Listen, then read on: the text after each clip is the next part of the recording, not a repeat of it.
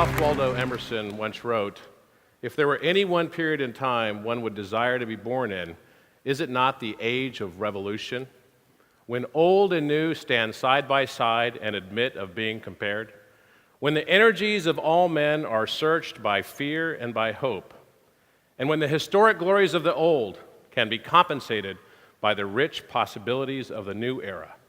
This time, like all times, is a very good one, if we know what to do with it." If we know what to do with it. This reminds me of a story that happened 17 and a half years ago for me. I lived in Sydney, Australia, and I just started a new job. And I was asked to go to a national sales meeting because I was the general manager of the operation. And I learned that the national sales meeting was actually on the date that my wife was due to have our child. So I was very concerned. I went home and told her about it. I said, "Look, first children are never born on their due date. So I'm going to be gone just one night, and I'm going to Cairns, Australia, and I'm going to be there for one night for this meeting. I got to give a speech, and I'm going to come back, and everything's going to be fine. And very likely, the doctor told us anyway that you're not going to have the baby for about 2 more weeks." So I went up there, and I was still negotiating the bonus plan for the year, so I was talking with my new boss, who was a Swiss gentleman named Rodo. And Rodo had this very, very heavy, thick Swiss accent, and he always smoked cigarettes. And we're going through this tough negotiation, and right in the middle of the negotiation, at 11:45 at night, as we sat in the bar, the phone rings. And it's my wife. And I said, "Is everything okay?" She said, "I just had my water break." And I thought, oh no. I'm in Cairns, there's no way that I'm going to be able to get back down to Sydney in that amount of time, because the doctors always say it's about 4 hours to make it from the time the water breaks to the baby comes. So I went to my boss. I knew he had a plane. And I said, "Is there some way that you can fly me down to Sydney tonight? Because my wife's just gone into labor." And he said, well, he smoked his cigarette. "Give me 10 minutes. I'll prepare a flight plan and we will go."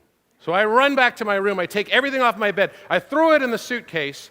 I remember I still have the remote control that actually went flying into my suitcase. And I ran downstairs. I'm standing by the elevator waiting for him. And about 20 minutes later, he finally leisurely walks out of the elevator. And he looks at me and he says, "Can you believe I lost the key to my airplane?" So we run, literally run. We get in a taxi. We go to the airport. And I learned then that, the airport lights, this is at Port Douglas, turn on when you actually have a little radio button inside the plane. So you hit the button and all the lights turn on, and he says, "Okay, I need you to check the wing, I need you to check the oil, I need you to check the condensation." I'm like, I don't know anything about this stuff. Are you kidding me? So I was really afraid. And the people that work with me know that when I get afraid or stressed, my heart rate really drops. My blood pressure drops. I kind of have an opposite effect. And at all my companies, my management teams know this, and so when things get really rough and tough, because I kind of lead turnarounds, they usually buy me a pillow because I fall asleep. So we get in the plane, we take off, and I'm thinking, I got to make it to the berth, I got to make it to the berth, I got to make it to the berth. And I completely fall asleep. And I'm in the cockpit. I'm the co-pilot. So we're up in the sky. All of a sudden, we're bouncing around. I wake up, and I look at the dashboard, and where everything had been well lit before, now it's completely black. And he says to me, "Robert, can you see the coastline?" And I said, "No, there's too many clouds." And he says, he's talking in this thing. It's really loud. It's a prop plane. It's a Piper Chieftain. And he says, "Are you sure you cannot see the coastline?" And I said, "Yeah." And he says, "To add to the drama of the situation, all of our navigation and instrumentation is inoperative. Can you see the coastline?" So they actually have to close down Sydney International Airport to find us. We had flown off course towards New Zealand. That's why he's asking about the coastline. We only had enough fuel to make it to Sydney. And now it was really, I got to make it to my daughter's birth. I got to make it to my daughter's birth. And now I'm thinking, I just got to make it. So finally, we come into Sydney, and we land the plane. I rush to the hospital. We land at 3:07, and it takes 30 minutes to get to Balcombe Hills Hospital, and I'm going as fast as I can. I make it there. I rush through the labor ward doors, and just as I run into the room where my wife was having our daughter, the doctor says, "He made it." The nurse says, "He made it." And I see my daughter's head just barely crowning, and 1 minute later, she was born.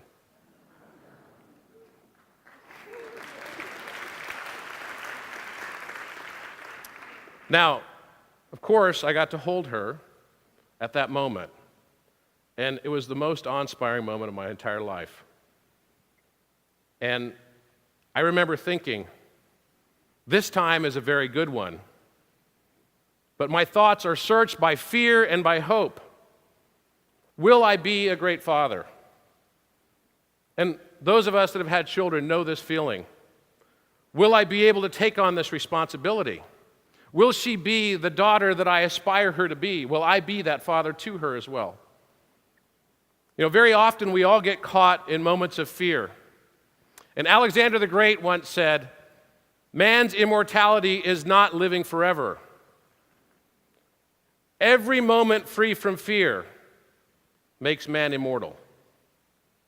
Man's immortality is not living forever because that desire is born of fear. Every moment free from fear makes man immortal. When you break yourself of fear, your thoughts go on forever. But how do you do it? Because all of us start to think in terms of scarcity. Some of us actually make it to terms of abundance. You know, Harvard Business School asked their students when they were graduating, what would you rather have when you graduate for a salary? Scenario A, and all dollars are constant. Scenario A is you make $160,000 upon graduation, and the rest of the students in the cohort, on average, get $150,000. Scenario B is you make $200,000, and the rest of the students, on average, get $220,000. What do you think they chose? 87% chose A. Now, you would think these are some of the smartest kids in the world, right? You would think that they're brilliant, they're going to Harvard Business School, they learned about money, and yet they chose the lesser economics. Because they're more focused on having versus having not. They're more focused in terms of your win is my loss and vice versa, when actually abundance changes everything. Abundance comes from a place of confidence. Scarcity comes from a place of fear. Breaking yourself of that type of thinking will change your life and change your world. In life, we don't get what we deserve all the time. We get what we expect. Researchers went to a first grade class, and they tested all the students and did an IQ test. And in that IQ test, they asked everybody, and they told the teacher, you're not allowed to talk to the students about this. You're not allowed to tell the parents. We're going to observe you for a full year, and you have to sign a contract of confidentiality on who gets the highest scores. Of the 30 students tested, 5 got genius level, more than 140 IQ scores. 5 students. So for the course of the next year, they monitored the class. They monitored the teacher. And at the end of the year, they came back and tested all the students to see if there were any variations or differences in the outcomes. Who do you think got the 5 highest scores? The 5 genius students. No great surprise, except that that wasn't the true nature and subject of the research. The true subject of the research was that they lied to the teacher. None of the students the year before had actually been tested as gifted. Her expectation that those 5 students at a subconscious level, and she really did follow the rules, led those 5 students to get the highest scores. 2 ways to overcome fear. And these are from my personal experience in life, so this is not anything more than just philosophy of Robert. One is gratitude. I've found it impossible to be fearful and grateful at the same time. If I let my mind stop for a moment and feel gratitude, even in moments of despair and difficulty, it makes all the difference in my life. The next way to overcome fear that I've found personally is to be intentional in my decisions. Everything that happens to you in your life can either be the best thing that ever happened to you, or it could be the worst. It's about your perception of that. About 18 months ago, I had a terrible, humiliating experience in my life. I had left a wonderful job 2 years before, and I left because I was recruited by Warburg Pincus, a very large private equity fund, to become CEO of Bausch & Lomb Surgical. And the intent was to spin out that business and to take that as a separate business and really try to derive value from it. And it was a dog of a business at the time. It wasn't performing very well at all. During the course of the next year, we changed the metrics of the business. It succeeded. It did really well.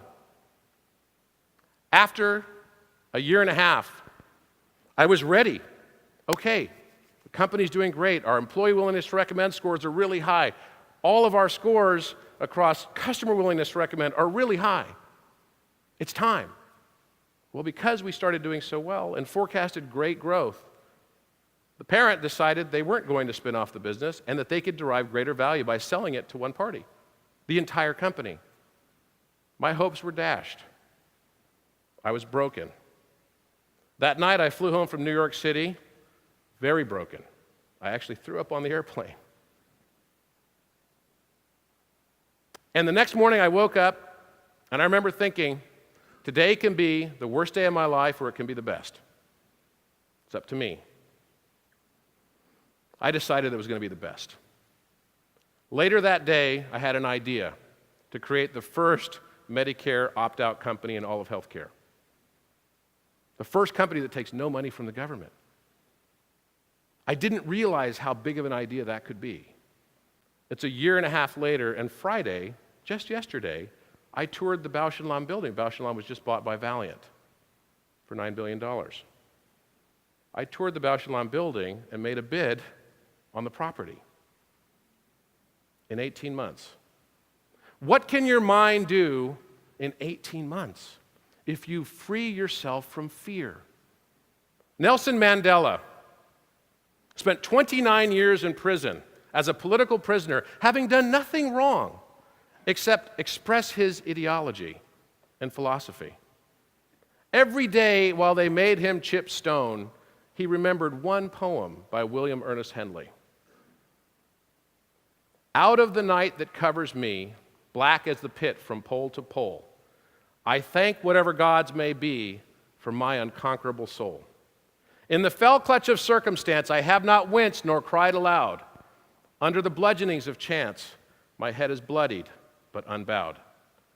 Beyond this place of wrath and tears looms but the horror of the shade, and yet the menace of the years finds and shall find me unafraid. It matters not how strait the gate, how charged with punishments the scroll. I am the master of my fate. I am the captain of my soul. Each of us is the master of our own fates.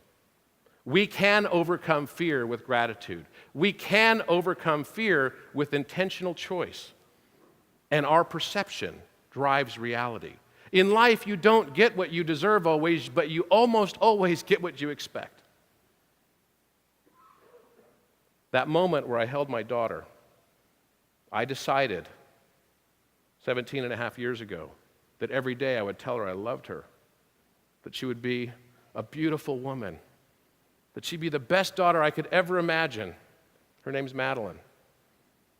And that she would be smart and sophisticated and polite and kind and grounded. She's become exactly that. Life happens to us every day. We can decide what we will do with it. Let's all decide that we are the masters of our fate, that we are the captains of our own souls. Thank you.